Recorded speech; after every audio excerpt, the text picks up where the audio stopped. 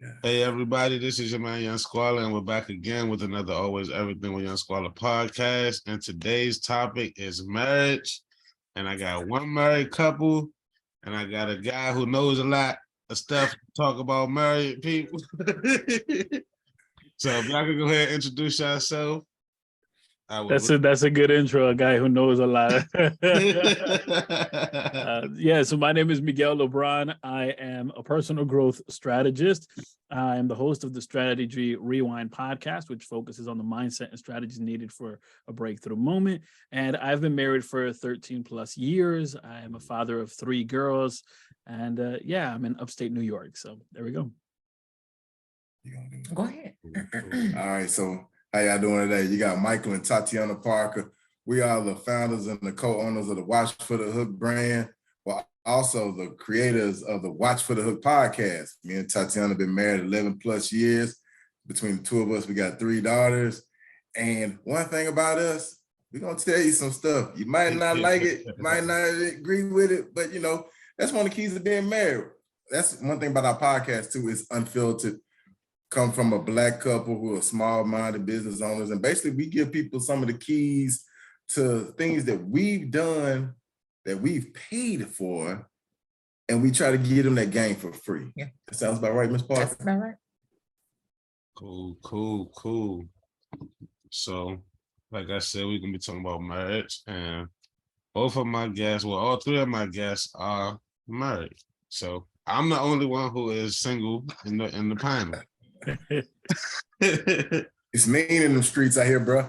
Man, I'm trying to tell you, I'm playing it safe. So I'm gonna start off basic, and I'm going to ask each of y'all, what does marriage mean to y'all individually? Sure. So to me, marriage is a commitment. It is a contract, a bond between 2 people. And the idea is that it would be till death do you part. And so, you talk about the moment of the wedding. In the wedding, you're standing in front of it. Typically, you're standing in front of an altar. So the idea is that you're before God. You have a pastor or a priest, meaning he's a representative of God in that place. You have a group of individuals who have gathered, meaning you have witnesses, and you have an oath, a vow that you say, I'm going to be with you in sickness and health and rich and poor and all these other circumstances that may come. And it's going to be till death do you part. And so that is an eternal pact that we're making. And so to me, marriage is an eternal pact that we have made to be together. Cool. So I guess to me, marriage means, and it meant just really being with my friend. We started out as friends for a decade. So I think we really have an unorthodox relationship. So even when we got married and we made that eternal pact, to me, nothing changed. I was like, oh, it's just my friend. I'm with my friend. So everything is very open and fluid with us. And it's just easy. And I feel like in marriage should be very easy breezy, even though it's hard work. But for the most part, it should flow. So that's kind of what it means to me. Like my friend, that's my friend. Okay. The way I looked at marriage was she decided to get on this roller coaster called life with me. And so when you go on a roller coaster, you know what that is. It's ups and downs, swings, topsy-turvy. You might puke because you're upside down, stuck for a minute. But, for me and her, I've always just cherished the fact that I know she was strong enough to get on the ride with me. And so that's the biggest thing that I know about her, is that she's really willing to take the ride.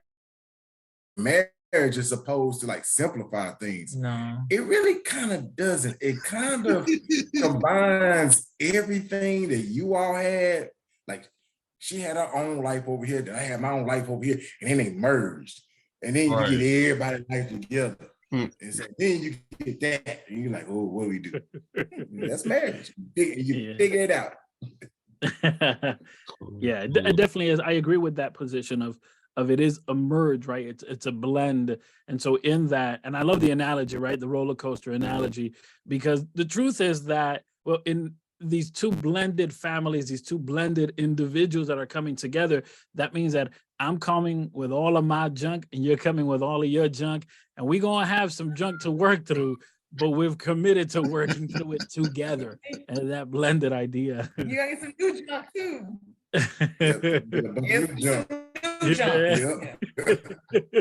So now my next question is, why marriage? So I understand y'all had a bond before you were married, and I'm sure you had a bond with your wife before you were married, Miguel. So it's like, can't y'all keep the bond without, getting married?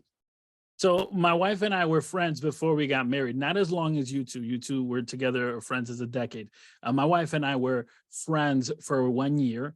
And then after the year, I asked if she wanted to be my girlfriend. And she said yes. And traditional Latin home, I went, spoke with her dad, and I had to ask permission to be her boyfriend. And he kind of gave me a rough time, but then he said yes. And then a year later, after being boyfriend and girlfriend, I asked his permission to marry his daughter. So we were together 3 years before we got married. The question of why get married? Well, to me, it was the natural progression of my commitment towards her. And, the idea of love, it should mature. And so that love requires a level of commitment. So it's like, hey, we're going to be boyfriends or girlfriend. Okay, what exactly does that mean?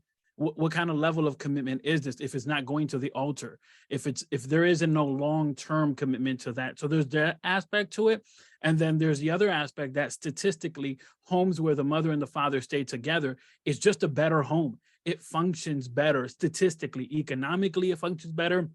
Society-wise, it functions better. It just makes sense for two individuals to be married. It's not coexisting, although I know that's kind of a trend, but the question is why marriage? And I would say statistically, it makes sense when you look at the economics of it and the structure of the home. And it also just makes sense for the maturity of that relationship. Otherwise, my question is, like, what are we doing here if that's not the goal? Okay. I get that. Go ahead. I think honestly, why marriage? Because we had been friends for so long. And I think it was even like, it was unorthodox. It was an unorthodox friendship. Like we would hang out, travel together. And like, oh, we're just friends. He knew my boyfriend and I knew of his, I'm going to say just offerings, Hey, I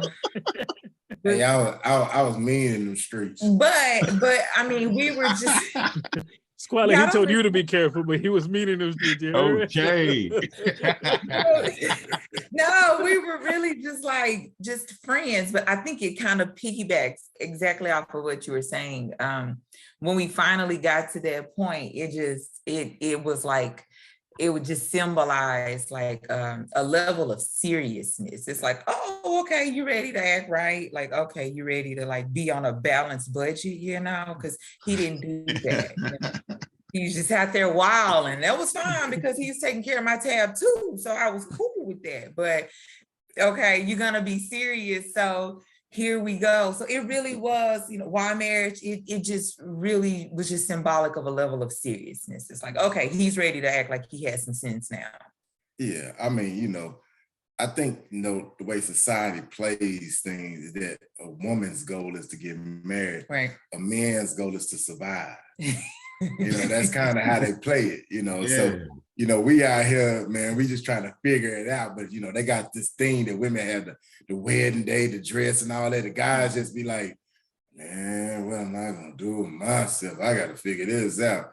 And then as you get older, you start maturing, you like, man, listen, I done done it. I've been out here far too long. And then when you have had somebody that that's a great woman, got a great heart, she treats you good, she loves you just enough to put up with you on the odds and ends on the average. So you like, man, I think this woman can handle my last name. Cause see, that's what I told her. When she married me, I said, you became a Parker. I said, shit gonna get rough. And I'm telling you, it didn't take long. It didn't take long. And that's just how life is. But, I just think the biggest thing about getting married is just being strong enough to understand what you're getting into, the commitment. I tell all the time, somebody got to die. I ain't going through a divorce. Right, that's the only way out. Who going something. Now somebody got to die. They say blood in, blood out. You ain't nobody alive. Somebody got to leave the earth physically for one of us to not be bothered with the other.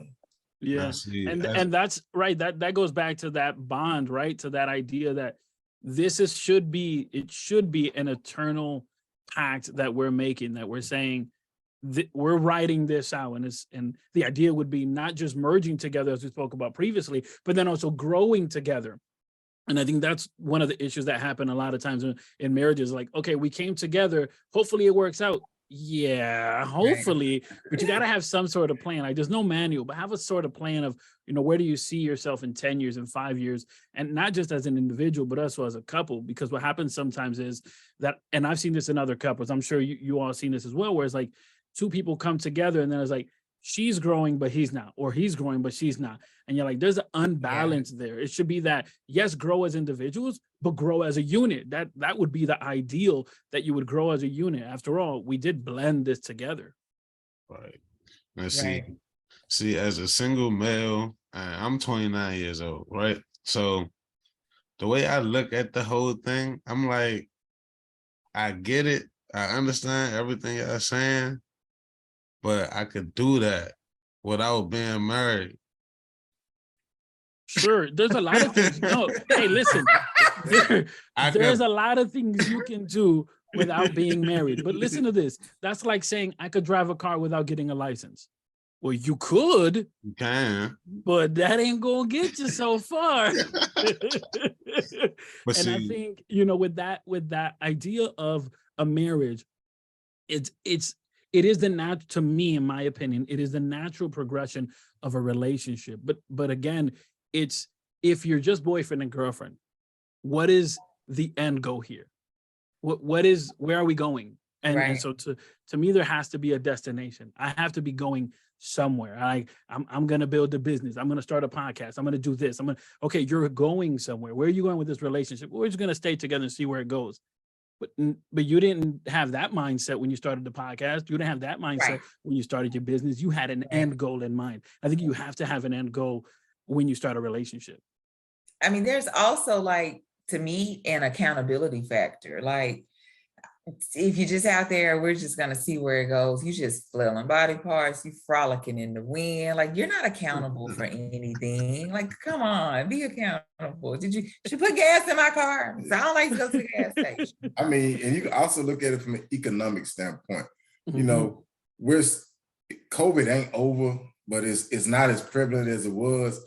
Imagine how many people were dating somebody who was single and then that person died and they were living together and they died from COVID.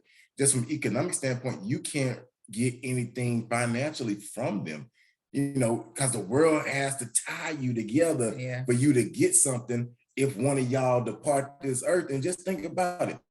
If you boyfriend and girlfriend with this girl for 5 or 6 years and something tragic happened, what happens to the other person that's still around? Like, if you was helping take care of them, or y'all was together in this, but not legally tied, then you ain't really got no rights to if they left something behind. So then money-wise, land-wise, so these are the things that other people take care of. Mm-hmm. Yeah. And that's the good part, right? That's a good point, the legal side. Point. And because, again, economically, culturally, it just makes sense. I think marriage just makes sense, especially, like, for example, I have 3 daughters, and my daughter is 9, 7, and 3, right? And so my oldest daughter, in her classroom, the majority of classmates are individuals, are students who either only live with their mom or live with their grandparents. But I think there's less than a handful who have both mom and dad. And you say, well, I can have a kid and not get married. Well, you could. But then what is it that's committing you long-term for this relationship? And you're like, well, the kid is going to grow up and leave the home. So I mean, I tell my wife all the time, like, my commitment is obviously to be a good father and be the best father I can, but my commitment long-term is to my wife. Why? Because my kids are going to grow up. 9 turns into 19, 19 into 39. Like, they're going to be gone from the house. But with her, I intend on being with her forever. So I better cultivate this relationship and work it. And so relationships, I think, that are together because of the kids, what does that mean for the relationship when the kids grow up and leave? So why can't a relationship have love, have kid, and have love be the motivation to stay together, and not marriage be the motivation to stay together? Hey, that's a good question. But go ahead. I'm sorry. In my Tina Turner voice, what love got to do with it? Yeah, exactly. Love should have everything to do with because Squalla, your question is saying, listen, let's be honest. I know people that are married and not in love. Exactly. Right? And then you know people that's not married and in love. Definitely in love. You know what I'm saying? Sure. But then for the individual who is married and not in love, there is some work that needs to be done, and that should not be neglected, because emotional health, mental health, those are variables. And it's, for me, my background is, my religious belief, like I'm a Christian. And so to me, that plays a factor into being in this eternal commitment with someone. And, what the Bible puts it this simple. The Bible says, he who finds a wife finds a good thing. Right. Mr. Roberts was saying, hey, I was in the streets and I was living my life. But when I met the wife, I was like, yep, this the one. Right. Because he who finds a wife finds a good thing. It's not a bad thing to get married. Now, the question that you're asking is, well, do I need marriage to be in love? No, you can be in love all you want. But where is that love going to take you? Like, where is it going to go? It could take you, like, I'm going to say it like this. Like you said, you said that a person who's married and not in love, do you force yourself to be in a situation where you're not happy because you're married? No, but as previously stated, the idea is that I am in love. Here, let me put it this way. When I met my wife for the first time, when I saw her for the first time, to me, I fell in love like as soon as I saw her. I was like, this is the one. And so from the moment we started talking, I was like, I want you to know that I'm going to marry you. And she was like, you ain't going to marry me. That ain't never going to happen. I was like, I'm about to marry you. She was like, my dad ain't going to let you. I was like, hey, don't worry. I'm going to work this out. And so I was committed that was the one. So to me, there was already a commitment level. But of course, there's some legality to it, right? I needed to work up to get to the point, to the altar. Now, just because I can say that I was in love the first time I saw her doesn't mean that I didn't have to work that love. I still had to work it out. I still had to every day recommit. And that's one of the things we see. People go to the altar. You talk about people that are married, but not in love. People go to the altar in love. People make the commitment in love, but then they don't work the love. And then they don't recommit. So my vows of I'm going to be with you till sickness and in health and in poor and all these things, I have to recommit to that every single day. So you're talking about for 13 years, for 10 plus years, we've been recommitting every single day. That's a lot of days. That's a lot of days. But think about the commitment level. Like, think about in this way, how many times have you established a goal and then by 2 months into that goal, you're like, forget it. I don't really want to lose all that weight. I don't really want to go to the gym. I don't really want to read that book, right? We're saying that the individual who gets married and commits to do the work, because as we mentioned, there are people that are married that ain't doing the work, but the individual that commits to be married and does the work is recommitting every single day to do the work. That doesn't mean temptation doesn't knock out the door, right? That just means that I am so committed to this individual and what we are building here that even if every temptation knocks at the door, I will not succumb to that temptation. So there's a level of commitment, which is what she was pointing out to, right? She was saying that level of commitment and that level of maturity that is required. He was already picking up her tab, so she wasn't bothered about that. But there was a level of commitment and maturity there. But I could tell you, when I was 29, I was thinking the same way he was. I ain't gonna lie. I was the same way. I was like, man, it is what it is right about now. But I'm gonna tell you, at 43, I can't imagine being in them streets at 43. Let me tell you, nah, bro. I got a bunch of single brothers. So Michael, these cats go through more hell on regular. Michael, let me ask you something. So when I got married, I was 22. When my first daughter was born, I was 25. And I'm currently 34 years old. So just for the sake of the perspective of conversation. So how old were you when you got married, Michael? That's what, 31, 32? Somewhere up in there. Yeah. Squalla knows. I don't ever do the math. I was 31, 32. And the thing is, I had my first daughter was born when I was still in high school. So I got a 25, a 14, and 9, and 11-year-old, all them girls. And I used to tell my oldest daughter when I was probably Squalla's age, I'd be like, I wish you had a daddy. I wish I had a daddy like you, like the one you have in me. But I also wouldn't want you to meet me in them streets because I'm still trying to figure it out. Yeah. As a grown man, I'm still trying to figure it out. I'm good enough to raise you. But if you was old enough to date me, no, I suck. Yeah. But you know what? Just a female's perspective on the whole marriage thing. Like, I wasn't the type of person that was, when I was 12, I was looking at bridal magazines. No, I wasn't doing that. It just wasn't me. I'm like, I'm good. I'm gonna go hang out and see all the numbers I can get. That was me. But just like at this stage, once the pendulum swings, just being married and being married to the right person, being married to your friend, it's just it's like a security blanket.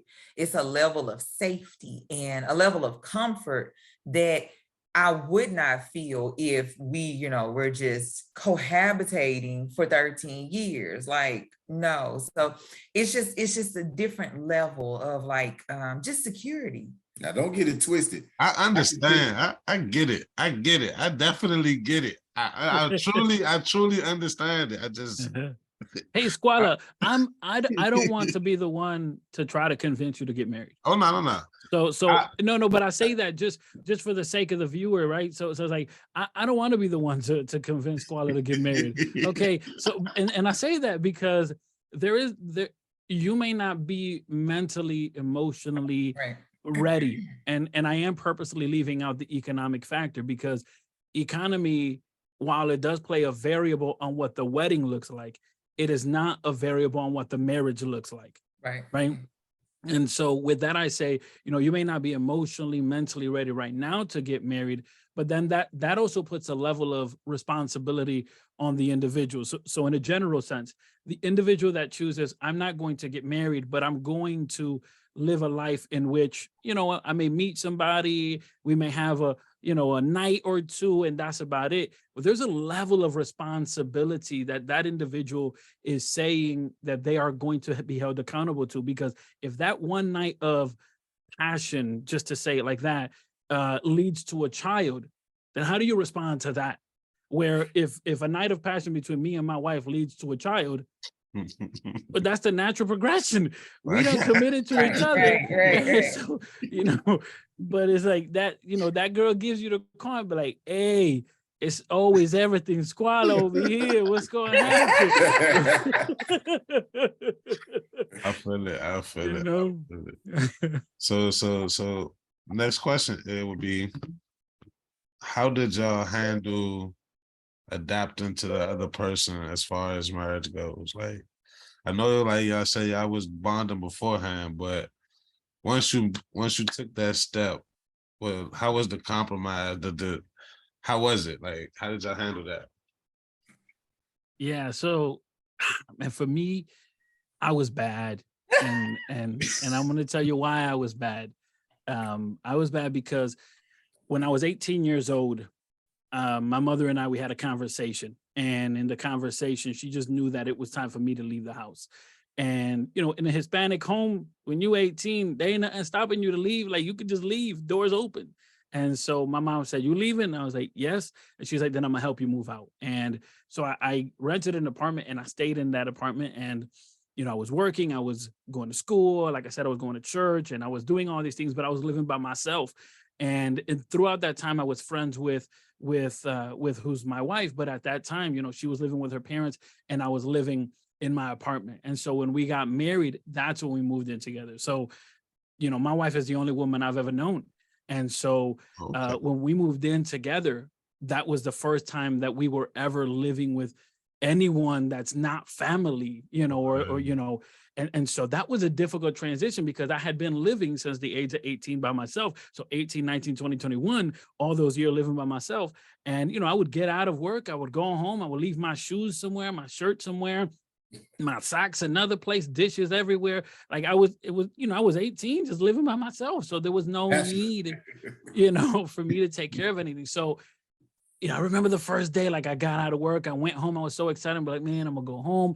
My wife, you know, the idea of me being able to say my wife, and there I walk through the door, I take my shoes off, I leave my shoes there, walk to the living room, leave my socks over there, walk. And she's like, what are you doing? I just finished cleaning. So for me, yes. But for me, she gave me that look. That's the look. I'm having a PTSD. Listen, but for me, that was a growth process. And then not just that little aspect of it, but then the aspect of, well, there's nowhere to go when we have conversations. Like, it's not like we can have, and we were in that 1-bedroom apartment. So it wasn't like, well, I'm going to the next room. We ain't got no other room. It's just a 1-bedroom apartment. Where you going? You know? So it wasn't nowhere to go. And it wasn't, you know, it wasn't call somebody out. There was no out. And so it was working through that conversation, understanding each other's love language, understanding each other's boundaries, and just really getting to know each other. So that, again, for me, that was like that difficult part of navigating through all of that. I'm gonna be like Miguel. I'm gonna say, yeah, real. I ain't, like I said, I'm like you. Only other woman I live with beside my wife was my mama. Mm-hmm. And we waited until we got married and we actually moved in then. And I had never lived with another guy. So I was missing it. I done lived with 3 or 4 different women. I done lived with 3 or 4 different. I done been in some situations. That's why I mean. That's why I'm so hesitant. Like, nah. But yeah, go ahead. I know, Squalla. You ain't gonna try to just run that over like you ain't say that. We can get back to that. Squalla said he had some situationships. But yeah, I think even still to this day, I still think I'm learning, you know. And another layer added when we started the business, the podcast, the other business we got rolling. I have this saying now, I can piss my wife off professionally and privately in under 2 minutes or less. I mean, and it happens quick. Like, you just don't even realize. I can say one bad word and it's over. Like, damn. Like, damn, what I can't reel it back. I'm like, damn, I should have brought it back. You know, and I be sitting there trying to tell her sometimes, I be like, it ain't, I ain't trying to say it how you hear it. She said, but you said it. I'm like, oh my God, you know, we still figuring it out. You said what you said. Okay? I'm still figuring it out. That's how I am. I don't know. I guess for me, it was just, it was a transition because, again, I ain't stay with nobody. And it was a merging of space. I had to remind myself that he was there. Yeah. Like, whole grown human being. Like, you know, he actually needs a drawer because ain't no dudes have no drawers. If you came over, you left. You know, that's how I just move. Keep it moving. Don't take shoes off. If I bought 5 drawers worth of stuff and I get 1, you know what I'm saying? It was just like little stuff like that. Like little stuff, like little toothpaste stuff. Like, don't leave toothpaste in the sink.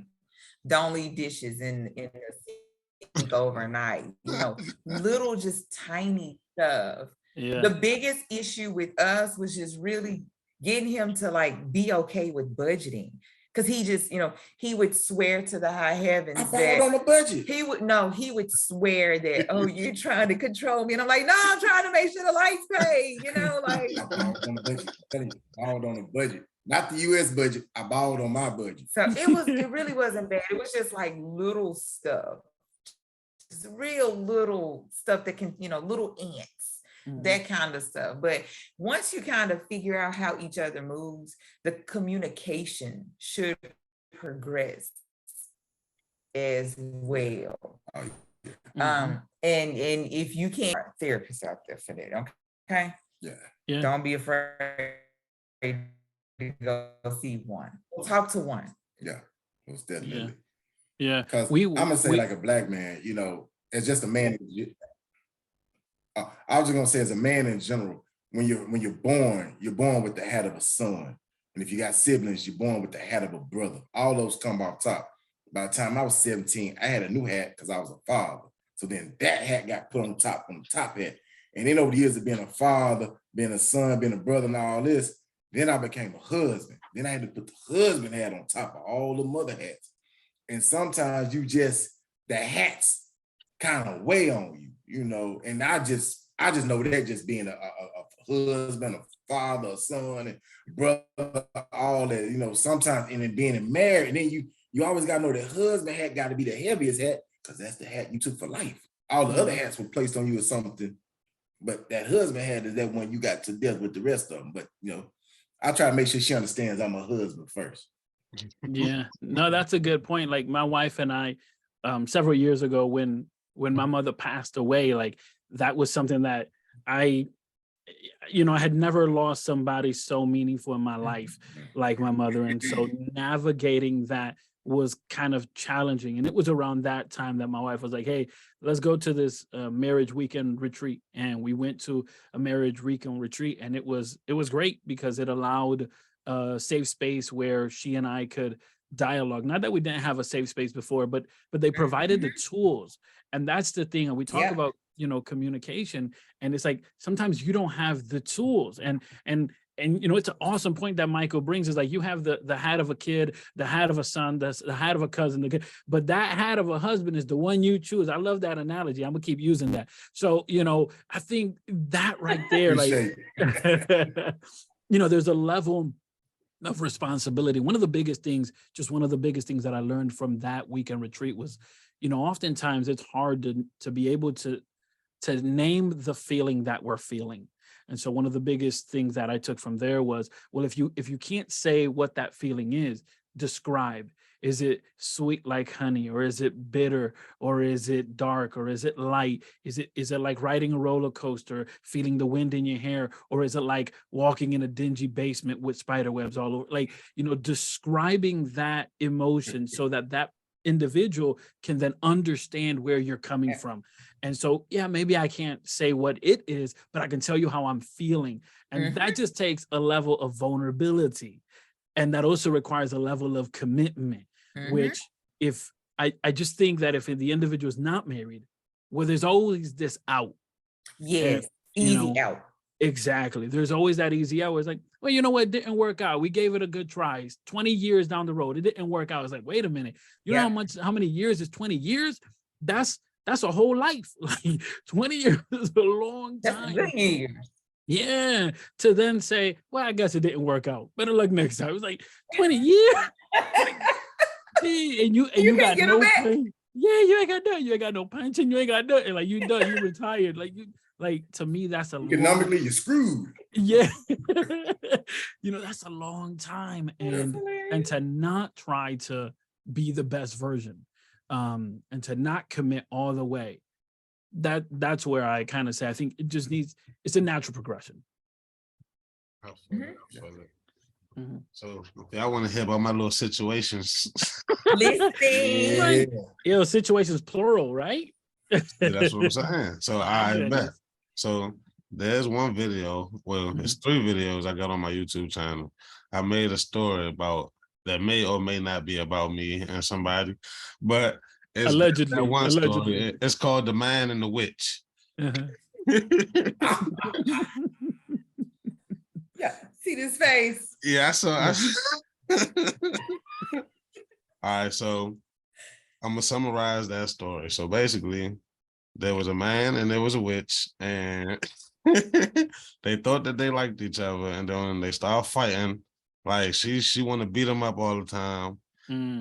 But the man was retarded. He never left her. He stayed there like an idiot. So they end up living together with her and her 4 kids and her mother and her father. And her 3 sisters was dead too. So That was a yeah. So you had that going on. The man and the woman is constantly fighting, so they decided to go to New York. That's with the whole tribe or by themselves? Just it was the man, the witch, and the kids. Oh wow! Because the witch had kids. Yeah, the man don't have no kids, but the witch got kids. So you got the witch, the goblins, and the man. All right, go ahead. So we'll get to New York. Everything fell through. They homeless in New York now.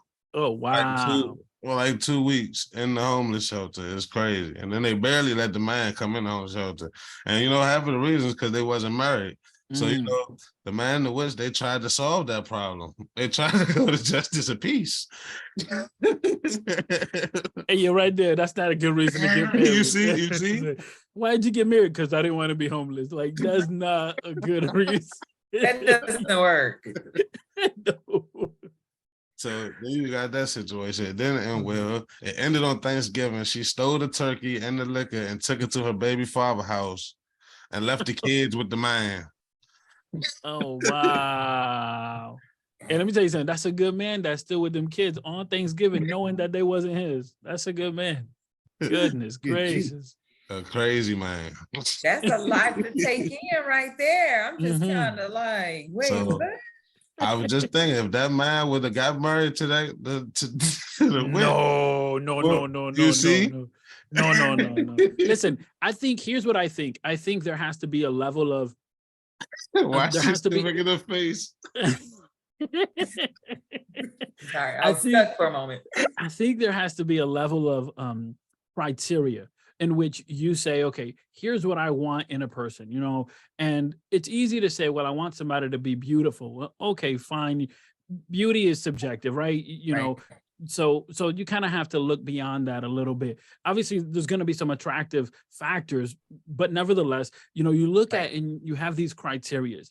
And to me personally, this is just me personally. I was a young guy. I was going to church. I was living with my parents, and I was living by myself. And I was just going to church, going to school, going home, going to work. Like I wasn't engaging in another relationship. And there were females that did want to engage in a relationship with me, and some of those females had children.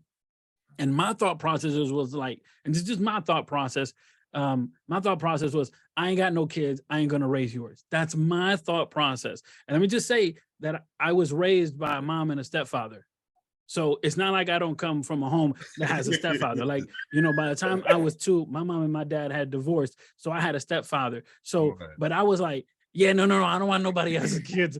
I want my own kids. That's just me. Right. That's just me. I'm saying the criteria that I set up for myself. I'm sure the man feels that way now. Yeah, and hey,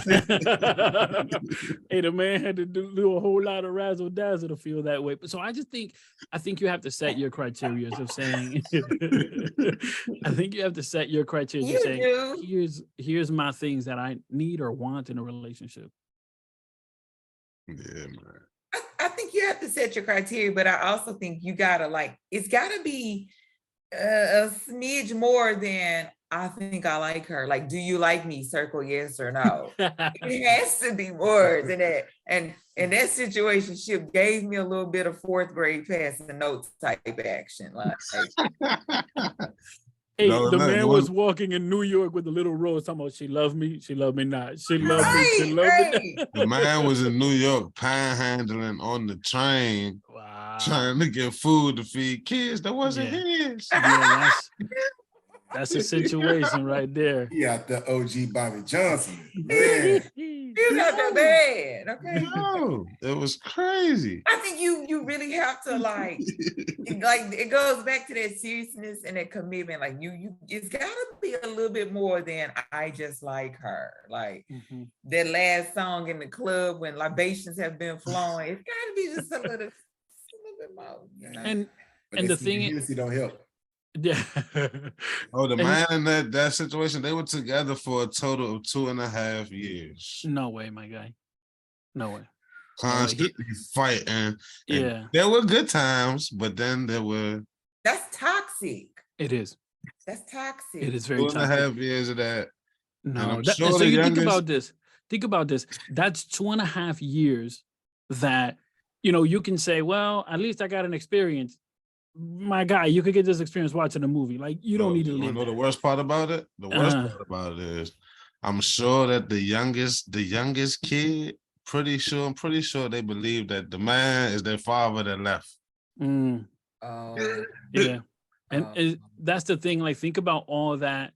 Just so it's a domino effect, right? And the moment in a general sense, I'm trying to be general and not specific to anyone, but it's like, in a general sense, because I know individuals that have faced the same situation. It's like, in a general sense, it's, you don't realize the danger that you're doing to yourself emotionally, mentally, economically, and spiritually. You don't realize the burden that you're creating for yourself. And then the innocent bystanders of those children that have already lost one dad. Yes. Maybe there was 3 more dads before you that came around. We don't know. They all have different fathers. Yeah. So it's like, those are the circumstances.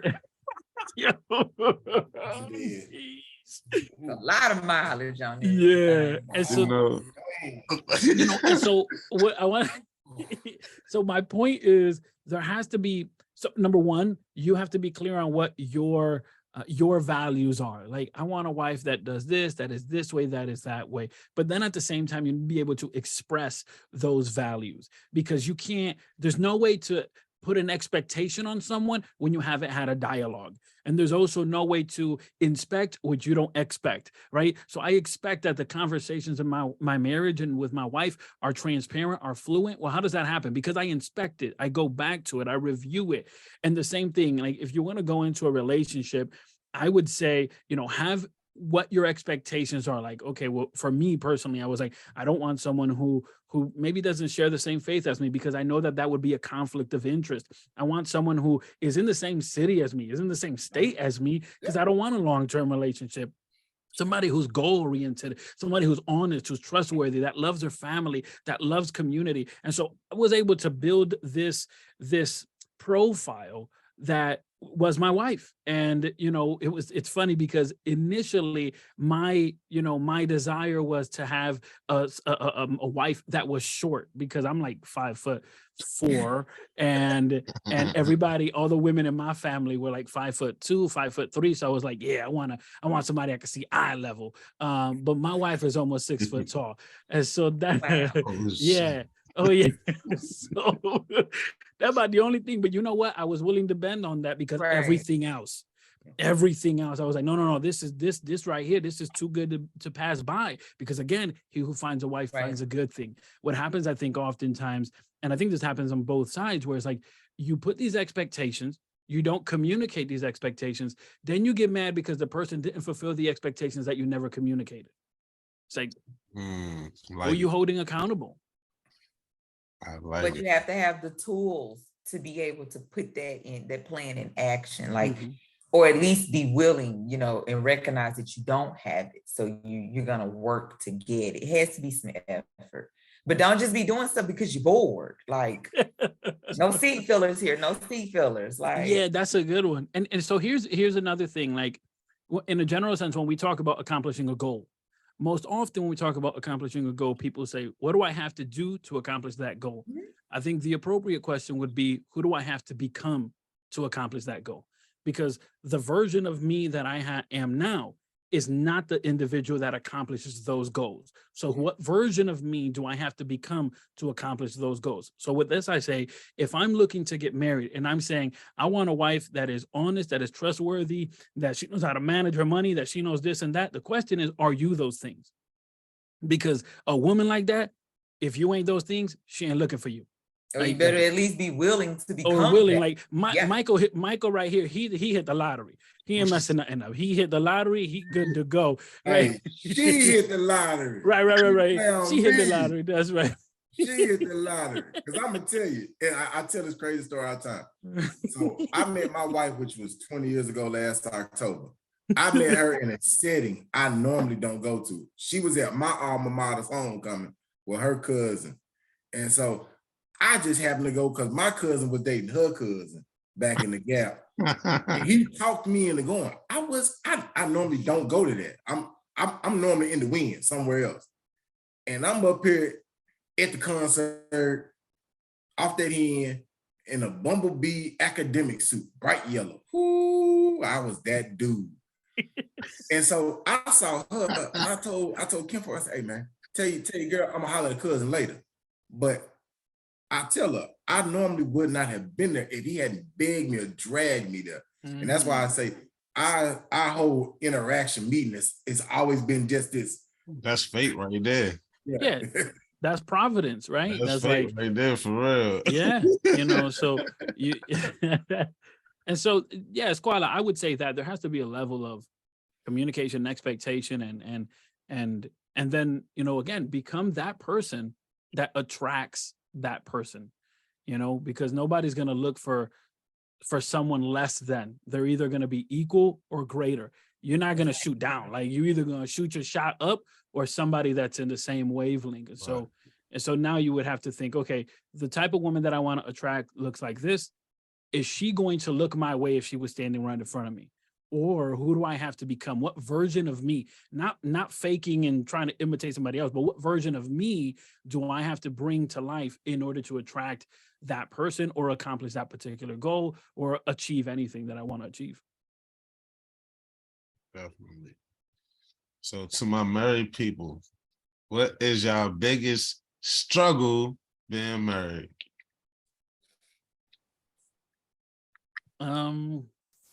For me, I think the biggest struggle that I've had to navigate through was being able to properly communicate what I'm thinking and feeling. And what that means is I have to become aware, number one, of what it is that I'm feeling, why I'm feeling what I'm feeling, and then have the space to communicate with my wife. And by that I mean, number one, she knows, like, I'm gonna be so it'll be like, hey, give me some space so I could say these things, and just give me the floor here for a moment. It may seem like I'm rambling, right? And so that's kind of the way I address it. Was like, it may seem like I'm rambling, but just give me a second here because I'm working this out. And I think oftentimes, for some individuals, it's just easy to say, hey, I feel happy like Sunday morning. All right, great. That's not me. It took me a minute to get here. But but in that process, I think, I'm really grateful for the grace that my wife has shown me and the fact that we've been able to grow together, because to me, the biggest challenge has been being able to decipher my emotions, what I feel, why I feel that way, and then being able to bring it to the table and say, hey, listen, I've been a little standoffish and it has nothing to do with you. It's only because of these things, X, Y, Z. And being able to break it down in a way that she understands, but not that she feels my burden, because my burden is my own. After all, as Michael said, we selected this hat. We selected the hat of being a husband, and there's some responsibility and some burden, and the air gets dense up here. That's why not a lot of people like to climb this mountain, right? And so with that, it's like, how do I communicate in a way that she can connect with me, but not that she feels my burden? And of course, because she loves me, there is a sense of burdenness either way, but I'm not trying to put my burden on her. I'm just trying to clear the air. That it's like, hey, if you see me a little, down right now, it has zero to do with you. I still think you're beautiful, you sexy, you all that, plus a bag of chips. It's just, I'm trying to figure this thing out as well.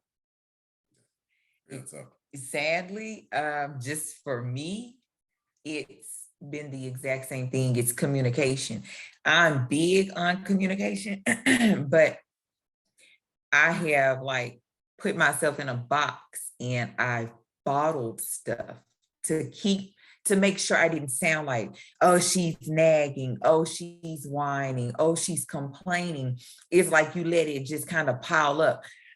So it's more or less now like just communicating and conveying that info to him before you get to that bubble effect, where if I had come to you 2-3 days sooner, I could have talked to you like this and been more, verbally expressive, more of, hey, when you said that, it kind of made me feel like, and I didn't like that because, and I really would like for you not to do it again. If you really do feel like that, can you choose some different words to maybe, bring it back to me differently, versus waiting a week and now is, you always doing stupid, and now I'm clapping, pointing my finger, and I'm yelling.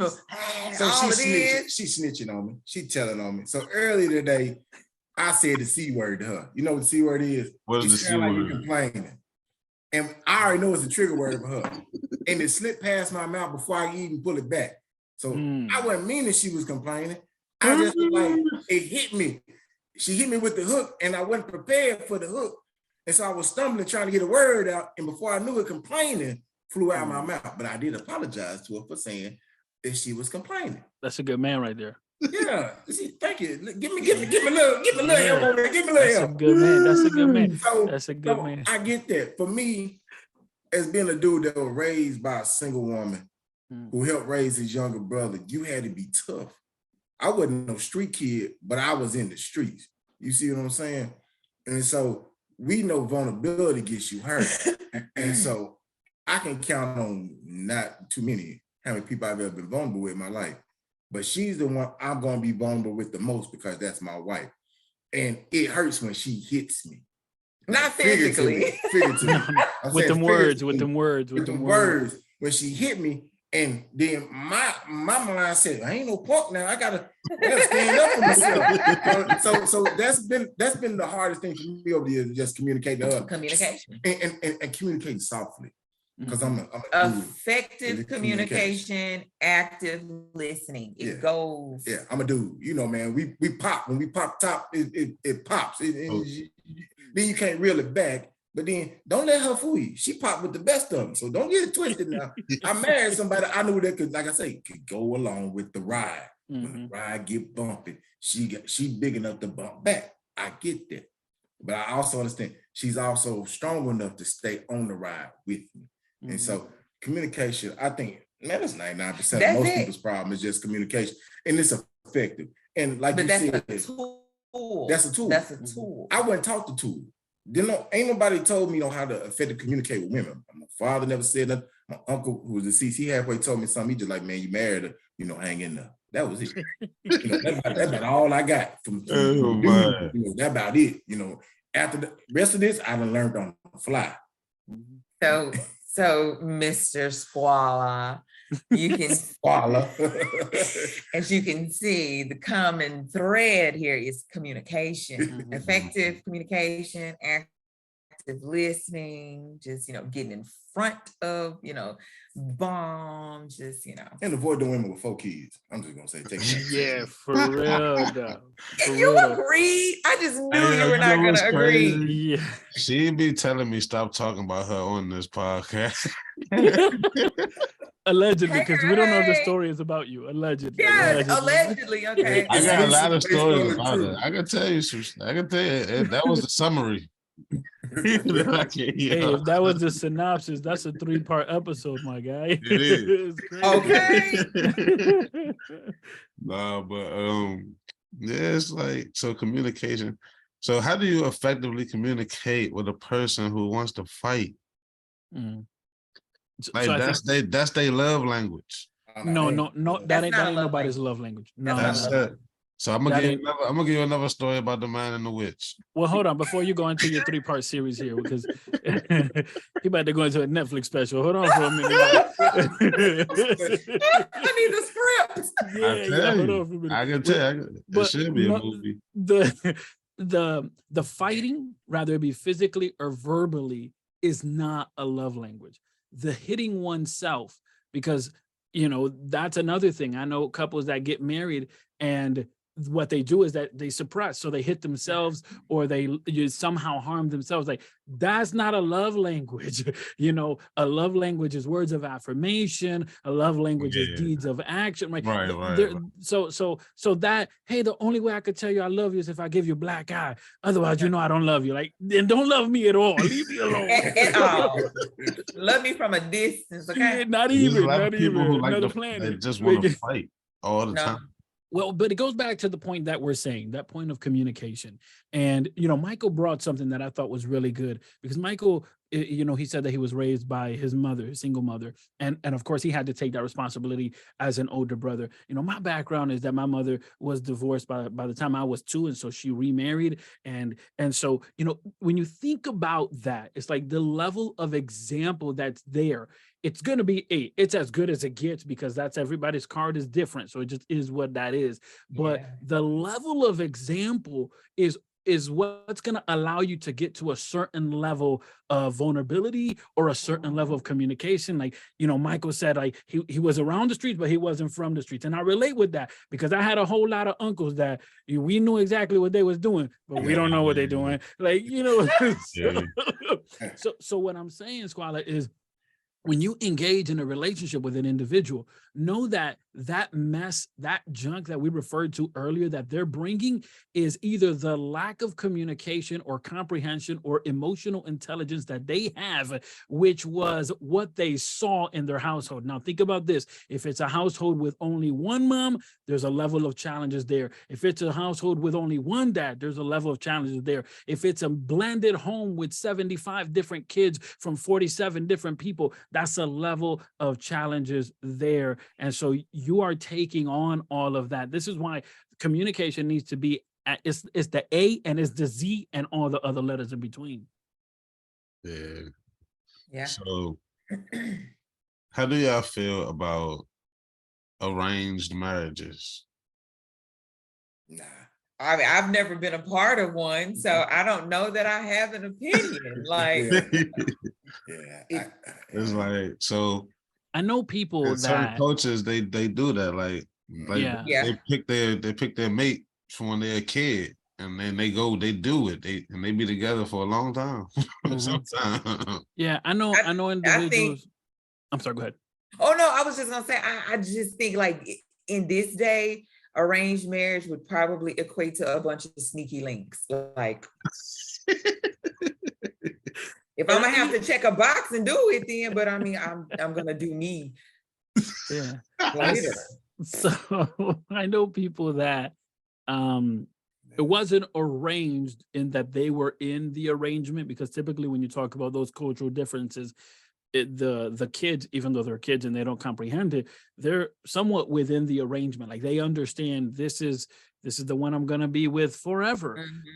But so I know individuals whom they weren't in the arrangement, but their parents was like, we got to keep these two together. And their family was like, we got to keep these two together. And that marriage ended up in divorce after having a few kids and a few years together, because ultimately it just, they just weren't willing to do the work. They were totally different people from different planets, and they weren't willing. And I say they weren't willing to put the work because oftentimes people say, well, we were just not compatible. Listen, I ain't compatible with nobody. I'm a one of one. You know what I mean? I ain't compatible with nobody. So when my wife said, I'm gonna get with you, she knew, hey, we gonna have to just build the puzzle that has never been built before, because you're a one of one, I'm a one of one. So you're not compatible with nobody, I'm not compatible with nobody. So we gonna work this out. And so those people just weren't, willing to put in the work. Miguel, like me, Miguel said God broke the mold when he made me. Yeah. I get it. I hear you. Hey, I'm not rocking that. I'm not rocking the yellow bumblebee suit, but I got something. You heard? I've been toned it down over 20 years. It only took 20. So how do y'all feel about polygamous relationships with multiple husbands or multiple wives? Black women don't like to share. I personally don't want to share, but that's like the public health in me. I just be like, nah. I got too much. Yeah, that's COVID background in that. Like, no, that's just not gonna work. It's gonna be a whole lot of infections going on. But I mean, if that's what both parties mutually agree to, 3, 4, 5.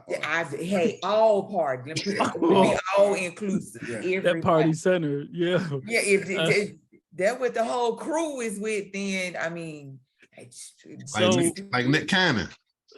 So here's my answer to your question, and just to set up what my answer is, my background is, my faith is I'm a Christian, and so what that means is that, to me, the gold standard is Christ. Like that's just what that means to me. The gold standard is Christ. So if I'm saying that I'm an honest person, I have to understand that that's also going to bring forth the difficulty that Jesus Christ faced because of his honesty. So the gold standard is Christ. So when I say that, then I have to look at the scripture. And the scripture, what the scripture tells me is that a husband should love his wife like Christ loved the church. And so then we would have to ask ourselves, well, how many churches are there? And initially the idea is, well, bro, there's a lot of churches. There's churches everywhere. Yes. But what we have to then understand is that the word church is divided in three ways. One, I can be the church because God lives in me. Two, I go to the local church. And then three, church referring to all of the believers of all the world who believe in Jesus. They are, by the scripture, made as in one body. When the scripture says that the husband should love the wife like Christ loved his church, it's referring specifically to that church, to that universal one body church, meaning that if for me, Christ is the standard, then I can't have more than one wife because he doesn't have more than one church. He has one body of believers. And so that's the standard to me. For those individuals who choose a different way, y'all pay the mortgage or the rent or whatever y'all got set up, that's your business. But at least for me, yeah. And listen, another reason for me that doesn't work is because, my dad left when I was a kid. I got attachment issues. So if I love you and nobody else. I just can't let you go. Yeah, I feel you. That's the exclusivity. I like that. Correct. I feel super special. I wouldn't be able to do a polygamous relationship either. It's too much work. Yeah. Could you imagine trying to learn 3, 4, 5 women? I ain't got no brain for that. Like, and from what I understand, the people that do it, they do it for financial reasons. For economic reasons. Yeah. Yeah. But you know what? If in another culture, and you see this a lot with people like Chinese, Japanese, etc., what they do, and even the Hispanic community, I've seen this a whole lot, for economic reasons, in one house, it'll be the mother, the father, the grandkids, the uncle, the aunt, and that economically and structurally for the family, you could have it. Like I remember as a kid, my aunts and uncles, they moved from Puerto Rico to Rochester. I was born in Rochester, New York. And so, they came to Rochester. And I remember as a child in the household, it was my mom, my stepfather, me and my siblings, plus my grandmother and my uncles and my aunts. Economically, that makes sense too, because you don't have to pay for daycare because everybody can stay with grandma. So you don't necessarily need to be like, well, I guess my only economic option is having 3 boyfriends and girlfriends. It's like, no, bro. Right. So have y'all had any instances where y'all felt like y'all were growing apart from your spouse? And how did you handle it if it happened? Wow. Yo, Squalla, that's a good question because I've been thinking about that lately. And this goes back to my previous point. Now, my perspective is my perspective. If my wife was here, obviously she would bring her perspective. So we got a couple here. So I really want your perspective on this also, because that brings 2 voices of one marriage. So for me personally, and I've been dialoguing with my wife about this, which is, I think that people say we grew apart. And I don't think it's grew apart. I think it's grew, period, apart. And that sentence may sound the same, but it's not. It's not grew apart, period. It's grew, period, apart, period. What that means is one individual grew and the other individual grew, but they grew in different directions. Right. And there's an issue there because, yeah, you can grow. Fine. You have your goals, you have your desires, your dreams, your aspirations. And I can grow because I have my dreams, my desires, my aspirations. Great. But where is it that we merge that together? Where is it where we dialogue about your goals, your dreams, and how do we bring all of this together? It may be a little challenging to bring it all together because we want to do so many things, but how do we bring it together to be harmonious? I think about the marriages in Hollywood that say, oh, we just grew apart after 20 years. After how long you been growing apart for? Right. Like, how long you been growing apart for? Yeah, you been growing, she been growing, but you never grew together. And remember, in one garden, you can have a bunch of vegetables that never touch. They all growing, but they're growing apart, separately from each other. The idea here is that the marriage grows together, that we both continue to grow. Again, that's my perspective. I'd love to hear the couple because that brings a more well-rounded perspective. So with that whole grew apart kind of concept, sometimes I think there is some truth to that in some sense, but I also think people can use it as a cop-out or just a quick out. Marriages are like vehicles, probably the world's worst analogy ever, but vehicles need tune-ups and marriages need tune-ups as well.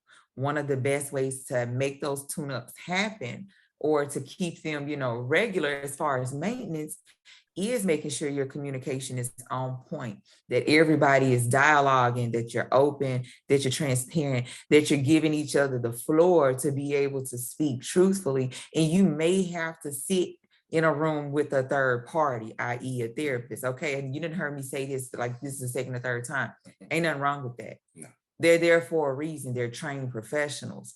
They can help be that voice where you feel like you're at the brink of yelling and screaming, and you may not know how to convey the information you're trying to convey, and that other person may not know how to like receive it, or their perception of what you're saying is kind of off. So you need those tune-ups. You need your oil change in your vehicle, you need your tune-up in your marriage. So I think you can avoid the grew apart. I think it'll eventually just come down to, do you want to be together or not? Like circle yes or no. So I think my way of looking at it is, so like our first year of marriage, there was this poll on Yahoo. Yeah, it was like an article or something. And it was like the 10 things that lead to divorce in a marriage. And we had 7 in the first year. We did. We had 7 of those. It was hilarious. I was like, oh, we're doomed for failure. In the first year. And I said, well, shit, hell, that means at least we got 3 of them, right? But 3 of them didn't bother us. It ain't nowhere to go but up from here. Nowhere to go from there. And so 7 away from a good marriage. Even at the time being married, we lived apart because we had moved to Colorado as a family. And I think after 3.5 years, about 4 years, my wife and kids moved back, and I was still working. I mean, I was flying back and forth for like 3 years every couple of weeks. And so I think for us, that ended up helping us, because for me and her, it was like, hey, I don't see you all the time. Yeah. I miss you. Actually, I do miss you. Because when I used to lay in my apartment room, in my bedroom by myself, I was lonely. I hope she was lonely when she laying in the bed out here by herself. So, and then I end up moving back home after I got another job. So I was like, okay, we grew, but we didn't grow apart. Yeah. We started growing back toward each other, because it was like, hey, man, hey, this guy, hey, I miss you, I love you. I'm by myself, this shit for the birds. I feel like a single man out here. This ain't what I signed up for. Yeah. But I know I had to do things as a husband. That husband cap say, you got to do what you got to do. And so I get that when people say they grew apart, but I'm also saying, if you're not tooled to fix the issues that you have, you can go ask for help, and that's fine. There's no issue in that. Mm-hmm. So on the issue, on the aspect of distance, let's talk about space. How important is personal space and getting away from your partner for a second? So one of the things when my wife and I, moved in together, we waited for having kids. So when our first daughter was born, and then obviously our second daughter, and then our third, but right around, I think right before our second daughter, we had a conversation, and I said to my wife, I said, you are my wife and I am your husband, but that's not the all of what we are. We are still beings that are growing and developing.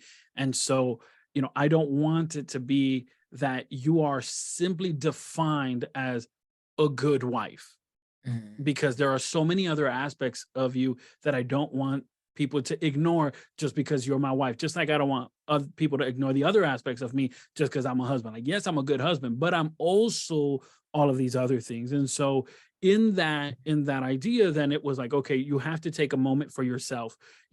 Either that's, going to go do your hair or pedicure, or going to a women's retreat, or whatever it is that's going to help you continue to grow mentally, emotionally, spiritually. Because again, the idea is that we would continue to grow, not that we get together and then we grow stagnant. And it's like, man, they had good potentials, but they never did anything because, well, it's like, at least they're married. It's like, no, that's not the pinnacle, So I think there's room for space that individuality isn't lost. Because after all, I fell in love with that individual. That's the individual that I want. So I want that individual to grow and be the best individual they can ever, because I know that at the end of the day, that individual has committed to be with me and I with her.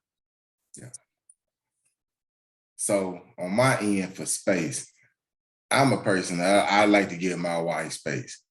Do her daughters give her space? That's another issue. So listen, I can leave her alone. I let her do what she do. Her 2 daughters, would they let her alone? No, I ain't got no control over that. Nah. So that's a whole nother bag of bones over there she got to deal with. So I'm with you, Miguel. I always tell my wife, hey, you need to do something for yourself. Then she'll come back and say, no, I don't feel like it. I just don't want to. I'm like, you lying. You should, but I get it. I'm not gonna keep badgering you by doing something for yourself. Sooner or later, she'll do something, and she'll do it, and I'll be just fine. I'll be like, I told you. See, if you went on did this 6 weeks ago instead of waiting 6 weeks later, you felt better then. But it's crazy because I don't think like just the term space, it can be defined like so many ways in a relationship. Like just for me, space could mean, can I watch my one ratchet reality TV show uninterrupted with my bag of cookies? It could be something so little. It's like it doesn't have to be anything big. And like even with us, as far as our individuality, I just honestly think we have businesses together, but within those businesses, we deal in totally different lanes. So he gets his opportunity to shine and I don't bother it. I'm actually glad you dealing with that piece because I ain't want to fool with it no way.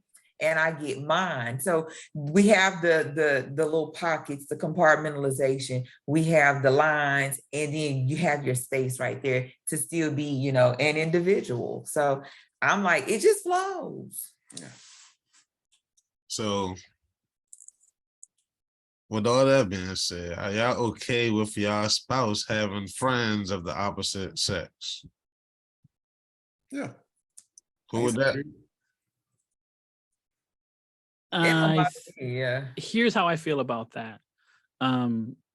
My wife, when I met my wife, although we met at the same church, she was already going to that church before me. And the youth group was about 30 some odd youth. Majority were boys and they were all her friends. Mm-hmm. What happens though is that when we said we were going out, some of those guys didn't want to hang out with her anymore. So that kind of lets you know why they was hanging out. But nevertheless, once we got married, everybody just kind of, we're still friends, but the level of friendship. And I think, is it okay or am I okay with my wife having a friend of the opposite sex? Sure.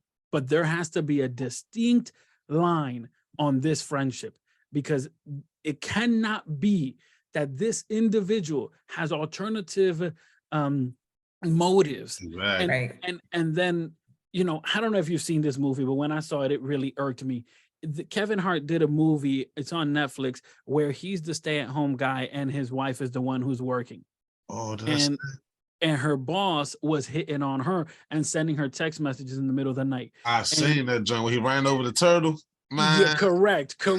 Now, there is a moment where he's calling her out on these text messages, and she's like, "Why are you overreacting?" Yep. It's like, and so I went to social media and I read the comments, and a lot of people were like, "He was overreacting." No. He wasn't overreacting. He was properly reacting. If anything, he was underreacting.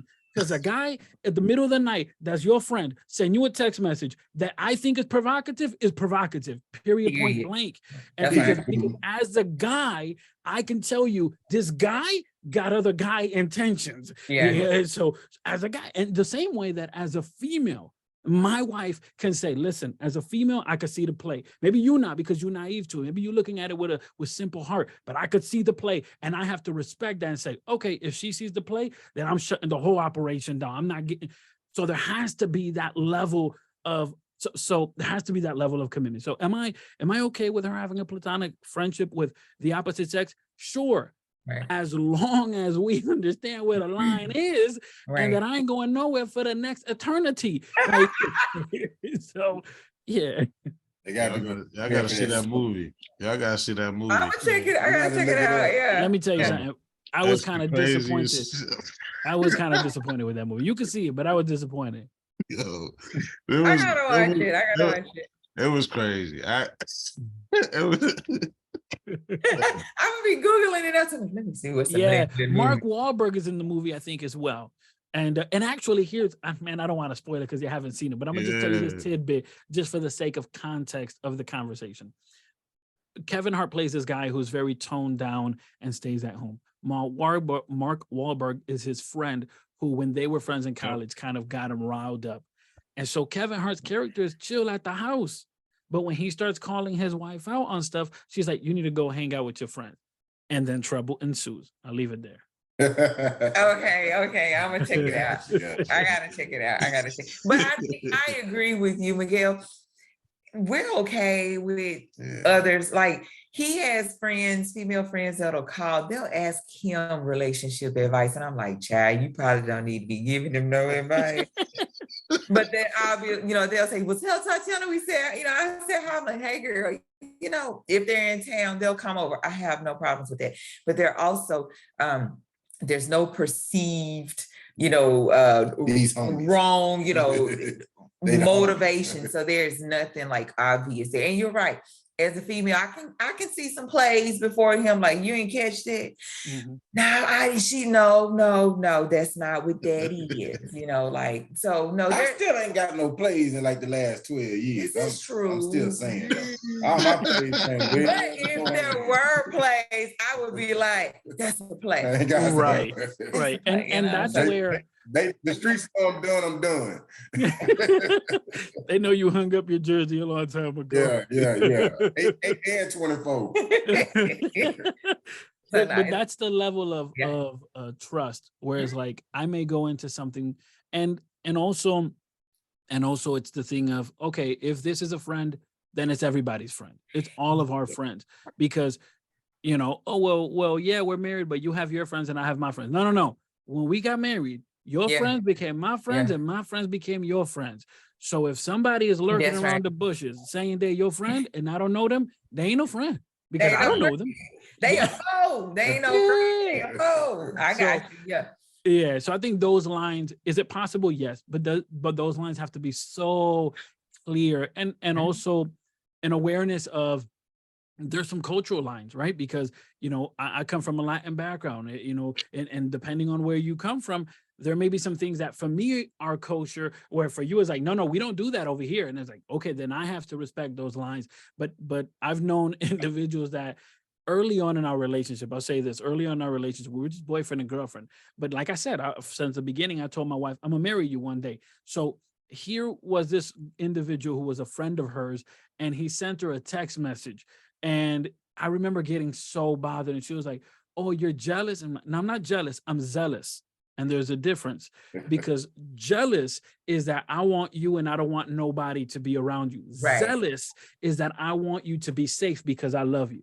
You see, I'm not taking away your freedom. I just love you so much that I want you to be safe. And in that, you may make a mistake, but I love you so much that I want you to be safe. So I'm gonna come out in the front and say something. And I remember that I said something, and she was like, oh, it's not that. And I'm like, okay, did he send that text to any other girls? No. Okay, then it's what I'm telling you. So, so there has to be that. You, girl. Yeah. 2 a.m. You up? Yeah.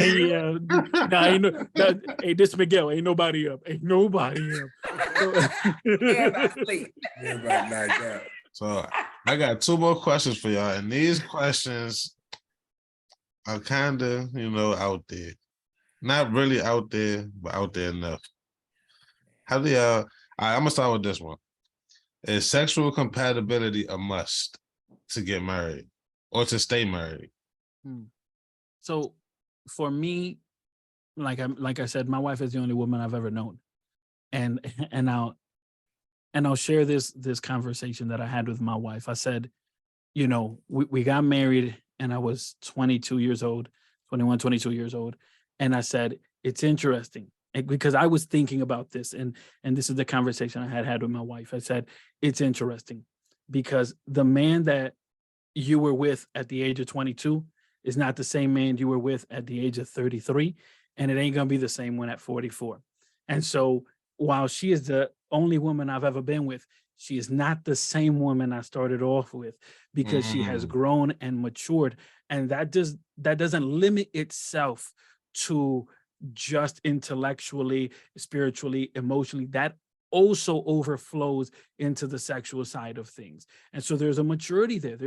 There's a conversation, there's a dialogue that takes place that has to happen, a level of vulnerability, of discovering and kind of just figuring this out. And so that individual that you're with 5 years ago, even though that's the same person, it's an entirely different person, because the likes, the dislikes, the experiences, all of that alters. So I think it plays a part.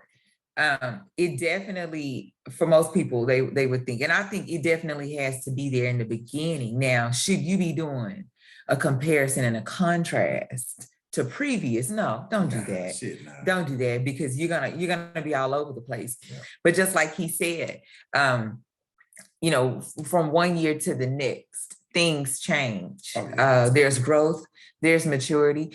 After having a baby, where be it, you know, via, you know, vaginal delivery or C-section. Yeah, my wife had both types. My wife had both types. Yeah, okay. So yeah, stuff changes. Like, and you have to be mature enough to have those conversations, just to kind of, you know, express your thoughts, your feelings, likes, dislikes, any of that. And sometimes it's just a very basic, you know, conversation, just a person understanding that this particular day of the week, I'm just be sleepy. Like, you know. You got to get to the point. I met my wife when she was 19. Now, I ain't going to tell her age right now, but let's just say the 19 her. Hey. And the age her now. No, it ain't the same thing. No. It ain't saying it ain't good. It ain't saying it ain't great. You gotta learn how to modify things. Yeah, things change. Yeah, you gotta modify things. You know what I'm saying? Because let's just be honest, man. I'm in my 40s. I ain't out here trying to be doing too long, too much, too often. I'm happy where I'm at. I'm a good guy. Hey, I learned her body. I know where to get her to where she need to be. Let's just keep it at that. Yeah. The Mercedes whole experience can't happen every day. Nah. Yeah, so I think you know, the core of it really goes back to the commitment and the conversation. Yes, the communication. Yeah, and because you have a commitment, there is a level of conversation that needs to have. Now, I'll tell you this, you know, I've been married, you know, like I said, for 13 plus years, and there's still these awkward moments where we talk about sexuality, where it's like, all right, I want to talk about this, but give me a second to work out how I'm gonna say this. And so that level of awkwardness, I don't know if it ever goes away, but even yeah, you know, but I enjoy those conversations, because it starts off awkward, but then it's almost like a first kiss. It starts off a little awkward. You're not sure if you're doing it right, but then by the end of it, like, oh no, we know where we're going here. And so I think that those conversations are like that. So what do you guys say to people who use sexual compatibility as an excuse for cheating and stepping out on their spouse? What the hell is special compatibility? Sexual compatibility. Yeah. So into special compatibility. Crazy. I just honestly think, let's just be honest, man. Human beings are curious creatures. They made the saying, curiosity killed the cat, for a reason. Every human being is going to have a curiosity about something they like. Now what it is that not everybody, most of society is now saying, oh, he just strayed one time. Oh, he just strayed 2 times. Or he just strayed 3 times. Well, you have to look at life as saying, I understand who I am. That's the first thing. Once you understand who you are, then you'll be comfortable enough to be like, hey, what is for me, and what ain't for me, ain't for me. You know, I like, and it also go back to accountability. Just being yourself and not rolling with whatever you see on anything. You know, we can be swayed easily. But when you can be you, your authentic self, you'll be fine. All that wandering and going off into the woods, thinking the grass green on the other side, man, that shit's astroturf. He always says that. It's astroturf. I'm telling you, all you gonna do is mess your knees up in your career. I think sometimes it's just like a scapegoat. Like if you 364 days in and you saying, oh my God, it's just so bad, I've got to go like try another yogurt flavor or whatever. You knew it was that bad on day 2, 3, 4, or 5. So why did you stay the course? That's one thing that's really not gonna change. Like, I think it's just a cop-out. Like, you was bored and you wanted to get out there for a little while. So just say it. Yeah. And then the sexual compatibility part, it's like, well, you obviously found that person attractive. Otherwise, you would not have engaged in a conversation. Exactly. You wouldn't waste your time. So you found the person attractive. You obviously found them sexy. And then you obviously committed yourself, in this case, into a marriage, which you knew when you were standing at the altar that you were saying, this is forever. Great. So now you engage in, intimacy, and you're like, oh, wait a minute. This ain't what I thought it was going to be. Well, okay. So talk about it. Yeah. Talk about it. Hey, listen, this isn't what I thought it was gonna be. Okay. But then you also have to be honest. It ain't her problem if you've been watching porn for the last 20,000 years and your expectation is whoever the latest hot person is. Like that's false expectations that for no reason you're putting on an individual. So shame on the person for exposing themselves to something that they shouldn't have. It's like, okay, fine. That, it's like you brought the point earlier of, if you've been in another relationship, don't bring that experience to compare your current one. But individuals do the same thing with pornography, right? They expose themselves to pornography, then they go into a marriage and they'll be like, how come you ain't doing what's her face and that guy and all these other things? Like, bruh, like what you talk about? It's not like, no. So it's like, oh, we're not sexually compatible. No, bro, you ain't compatible with nobody. Let's start there. That's number one. And number two, stop laying these expectations that nobody's gonna deal with. Nobody is going to be able to live up these expectations because they're unrealistic, and most often they're uncommunicated, right? Most likely she don't know that your search history is dirty. Like that doesn't, so it's like, why are you holding her up to that standard? So I think oh man. So I think when we talk about, the sexual compatibility is like, well, you obviously were compatible emotionally. Right. Otherwise, you would not have said yes. You were compatible physically because you were attracted to them. You were compatible mentally because I don't know if you ever had a conversation with somebody, you'd be like, this person dumb. You don't want to spend your whole life with them knowing that you can't have a good conversation. Right. And so you went. It goes much, much deeper. Exactly. So I agree totally with you when you say it's an scapegoat. No, bro, it's not it's not. Oh, we weren't. No, bro. No, you knew what you were getting into. Your expectations is somewhere else. You probably not wanting to deal with something that's really the issue that's happening here. And instead of actually digging deep and figuring out what's wrong, you're like, I'm gonna go get an annulment. I'm still a couple months in. It's like, no, bro, that ain't it. That ain't it. Like the size doesn't grow. Like what you get is what you get. So you knew that. Yeah. So my father, if that's why she stepped out, you knew that on day 3, and it's day 364. It's not gonna grow. And again, it goes back to the previous point, which is that individual that you're with, is not going to be the same person in 10 years because perspective changes, intellect changes, habits change. And so we often say, well, change is a bad thing, but it's really not, because change is indicative that growth is happening, right? Change should be happening because, man, the way you spoke think about here in this conversation, right? You're saying Michael didn't like to create a budget, but now he missed a budget, man. That's what he do. And so, right. So think about that growth that has happened over the years, right? And so that's just a basic example where it's like, we're all going to grow. And so the individual that I married and said yes to at the altar, I'm still with that person.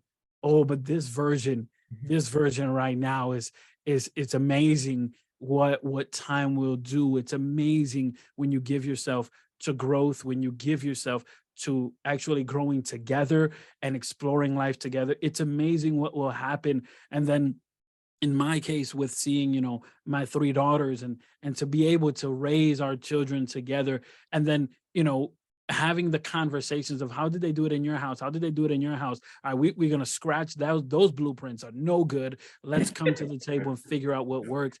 That's an amazing, amazing thing. And then to know that my children will grow up, and I pray that they may be people that impact and have, amazing careers, amazing lives, and are honest people and people that do amazing things. But when they have grown up and left the house, the one person that will be there is the one person I started this journey with, and is my wife.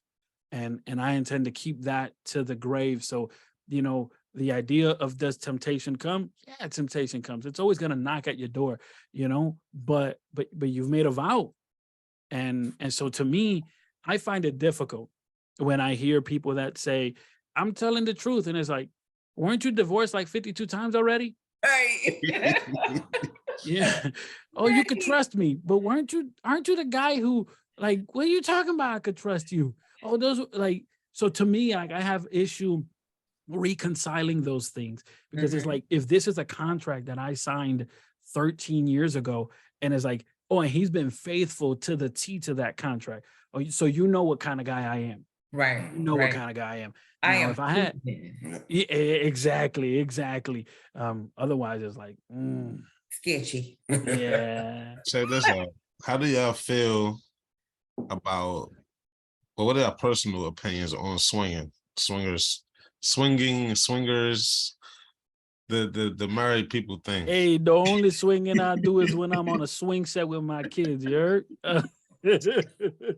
Only swinging I ever done was in baseball. Yeah. I mean, I personally like 50 Shades of Grey. It's a great movie. I fell asleep on the first one, but I was tired too, though. I love Mr. Grey. Man, this is great. I've been to a swinger club. It's not a place I would ever take my wife if I had one. Ever.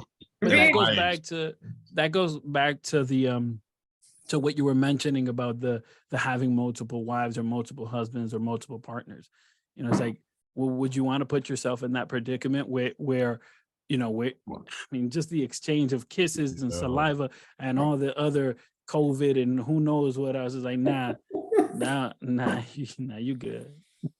Yeah, I don't recommend it for married couple, but like I say, I've seen it. I've been to a swing club just so I could say I've been there. Yeah. It was the craziest shit I ever seen in my life. Check the box.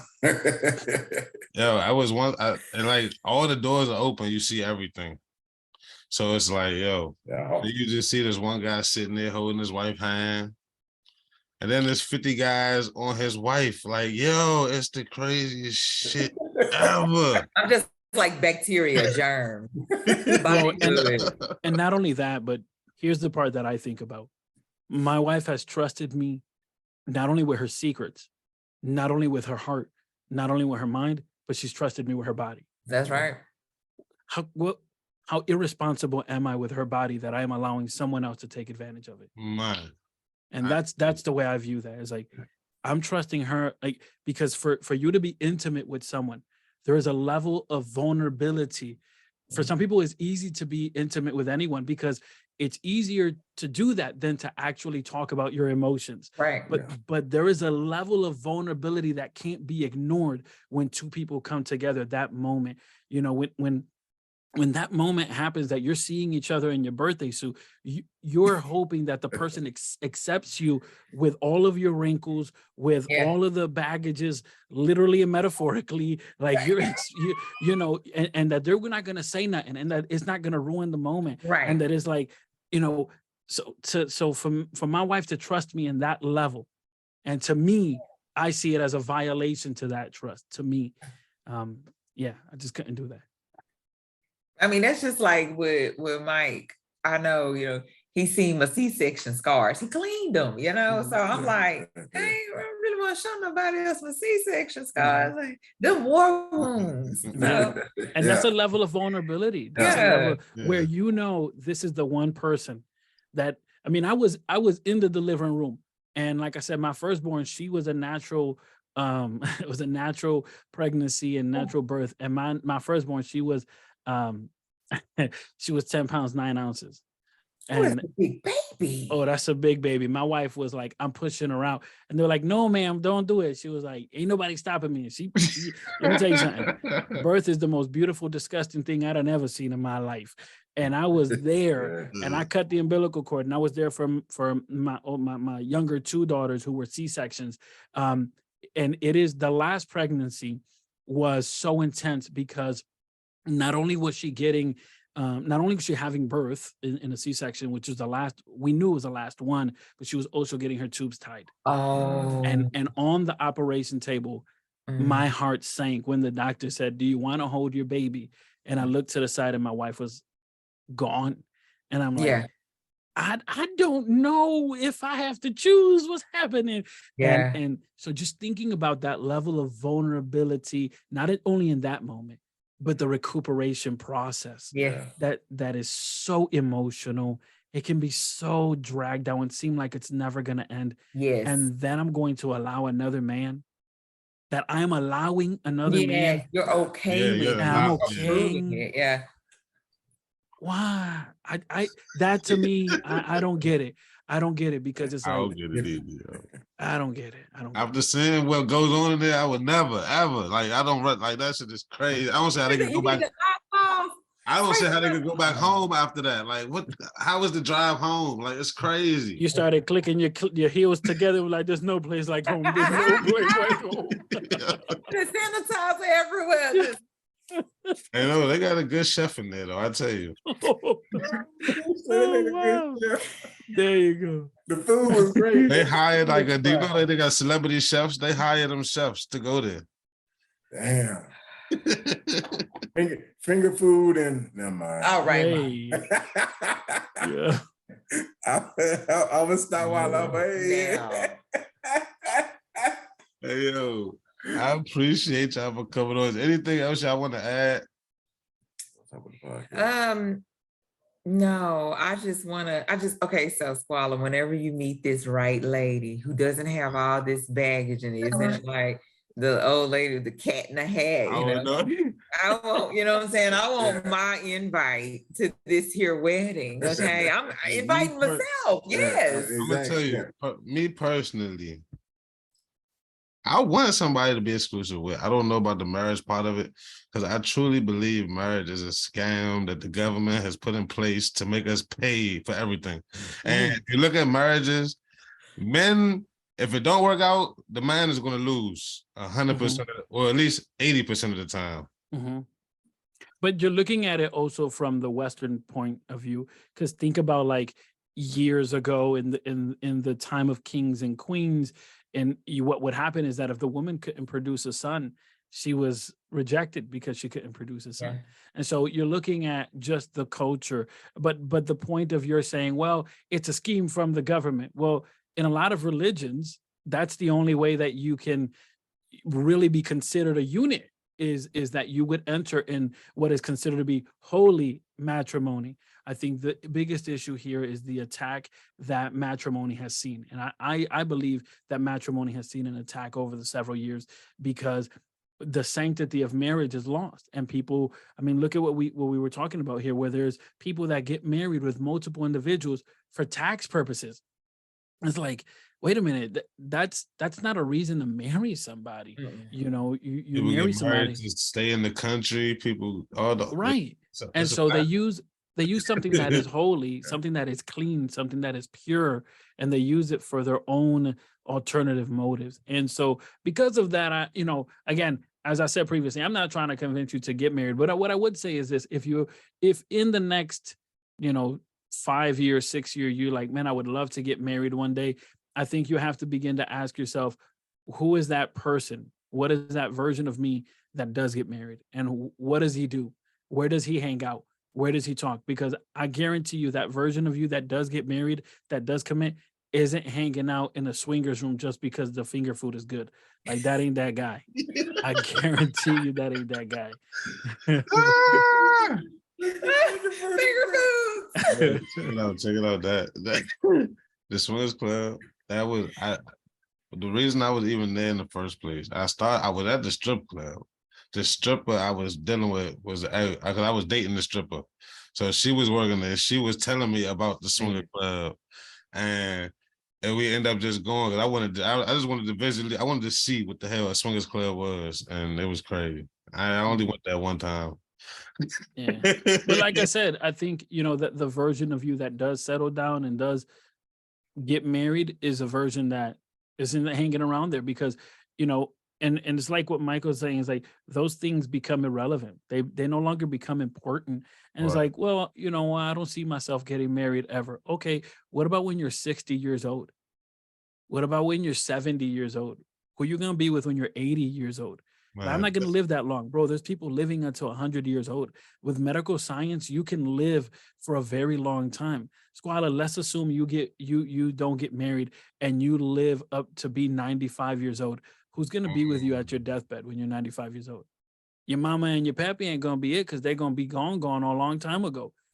Most likely it ain't going to be whoever you think is your best friend, most likely because they may have gone before you. So you're 95 years old, sitting there or laying there in a bed, probably pooping your pants, hoping I wish I had somebody that could help me right now.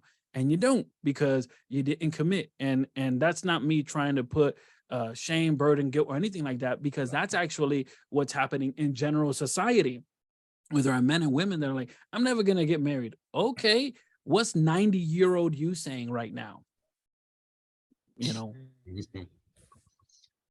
Marriage can be quite fun with the right individual. Yeah. I believe that. And I'm just gonna say this for people that's single, they putting in way more work at being single than we are at being married. I'm telling you. I listen. I'm telling you, I got some homeboys. Man, listen. They getting taken through there. It ain't about if they going through it, taking through that. It's just in fact when they tell me the shit they gotta juggle, I'm like, dude, you ain't got but two hands. Yeah, why? It's intense. So your original question, which is there any last comments? My comments are these. I think when we talk about accomplishing goal, having a good marriage, and that's a good goal. That's a goal you got to commit to long term. You talk about long-term goals, a marriage is a long-term goal. And the truth is that when you commit to do anything in your life, as opposed to thinking, what do I have to do to accomplish that? The question is, who do I have to become? And then the next thing, once you say, okay, well, I have to become a person that is committed. I have to become a person that is serious, that's honest, that does all these things. Okay, great. The next thing you have to look at is the system by which you do that. Right? Because if you don't have a system that you implement, like think about this podcast here, right? You have a system. I set up the Zoom, I connect with people, I do this. These are the 1, 2, 3, 4, 5 before it goes live. You have a system. And so when you talk about a marriage, there has to be a system. I'm not saying it has to be robotic. I'm saying there has to be a system that we understand. These are the moments we come to the table. We understand these are the moments we do this, we do that. There has to be a system. And that's not unique to marriage, because whatever you want to do in your life requires a system. Whatever habit that you're willing to implement requires a system for sustainability and for momentum. And I think what happens oftentimes when we set a goal, such as trying to have a good marriage, is that oftentimes we depart from the system, we go rogue, we don't communicate, and then what happens is that we lose momentum. And one of the toughest things to regain is momentum. I mean, think about riding a bicycle downhill. That's easy. Now ride that bike uphill.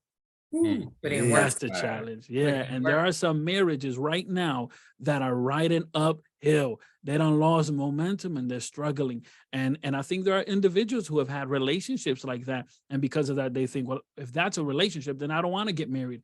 Right. That's one way of thinking about it. Of course, the other way to think about it is you ain't had no long-term plans anyways for this relationship. You just got together because this is the door that opened up. So there has to be that long-term view for your life, for who you want to be. And if you're in a relationship, for where this relationship is going to be 20, 30, 40, 50, 100 years from now. If you live to be 129, is this person the person I'm going to be with? Of course, as I mentioned, they're going to evolve and grow, and so are you. But this is the person, this is the person. Right. Absolutely. So last question. How do y'all feel about the interview? I mean, not the interview, that's the episode. Yeah, I think the conversation is necessary. We're all here, people of color, and I think in the community of people of color, rather it be Hispanic, Latin, Mexican, African American, whatever it may be. Listen, the truth is, statistically, a lot of our people are not staying married. And I think it's because of a lack of vulnerability and honesty. The conversations like this, and one of the issues that I often have with conversations like this is that people think that to be honest, they have to be vulgar. It's like nobody here has been overly vulgar and descriptive. Right. To have an honest conversation of what is marriage and why marriage may be beneficial long term. And I think these conversations are just necessary. I agree 1000% piggyback off of what you just said. It's conversations that need to happen, that have to happen. They need to be heard. People need to listen. They need to be willing to listen. That's not to say anything we said or Miguel has said should be a blueprint for the next person. No, but it could be a roadmap to, bypassing some obstacles or understanding that you too should put in that effort to stay the course. Like it's not just happening to you. And just because it's happening doesn't mean that it's wrong. So I wish more people would listen and just be transparent and open. And that's how we are. We are very transparent. We are very open, probably sometimes too transparent, but it's just easier, like I don't have to lie. So, yeah. I think that one thing people base happiness on is being the key to life. Let's just be honest. Married people, they say till death do us part, all that stuff in between. Your happiness ain't gonna be in the key. How you deal with things is the key. Yeah. Like people say, I just want to be happy. Happy doing what? You want to be happy in the streets? You want to be happy at home? You want to be happy at the strip club? You want to be happy at the ball game? I don't know. But people say, people just say, I just want to be happy. And I think that people get happiness twisted when they're like, oh man, marriage is work. Man, living is work. It is. It is. Let me tell you. Dying is work. Mm-hmm. And people don't even grasp that part. Right. So it's all gonna be work.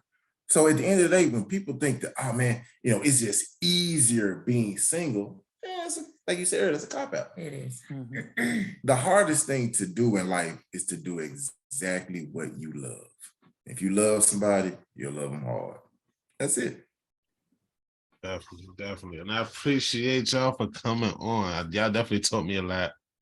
And I'm definitely taking what y'all said to consideration. No more than 2, Squalla. She can't have no more than 2. You got to bring that number down. Listen, if you ask me, I'm like none at all. Forget that. But I mean, if you come into the table, that's the thing. Like if you come into the table with a child, then you kind of have to change those. There's this movie, and Jerry Maguire is the name of the movie, and there's this scene where Cuba Gooding Jr. looks at Jerry and he's like, listen, you messing with a woman that got kids. She done been already to the fair. She done been on the rides. She already knows what it is. You gotta know what it is. And so it's like, if you're getting involved in that, know that it's not just her, it's her and that baby. Of course, if you bring in a baby to the show as well, then it's like, well, lower your standards a little. Come down right here. Yeah, bring them right down to reality. But it's been a pleasure, though. Hey Miguel, what platforms are you on? We gotta look you up. We already. Y'all shout out y'all social media and y'all all y'all stuff anyway. Go for it. Sure. Ladies first. You got it. He's better at it. Mike, pass the mic. All right, so podcast, Watch for the Hook podcast, one on all major platforms. We release every Wednesday. The apparel line, www.watch4thehook.com. Come by, check out our latest apparel. We're on Twitter, YouTube, Instagram, Facebook, TikTok. TikTok is Watch for the Hook brand. You know, we're pretty much everywhere. You type in Watch for the Hook, you'll find us. Cool. Awesome. Yeah. So my podcast is Strategy Rewind. It, like as I mentioned, it focuses on the mindset and strategies necessary for a breakthrough moment for accomplishing your goals and have personal growth. It's available on all streaming audio platforms. Of course, you can also just visit my website, which is miguellebron.com. And there you can find the podcast, articles I've written, videos I've uploaded. So there you can find all those things, miguellebron.com. Cool. I'm going to put all that in the description of the episode. And I thank y'all again for coming on. I look forward to y'all again.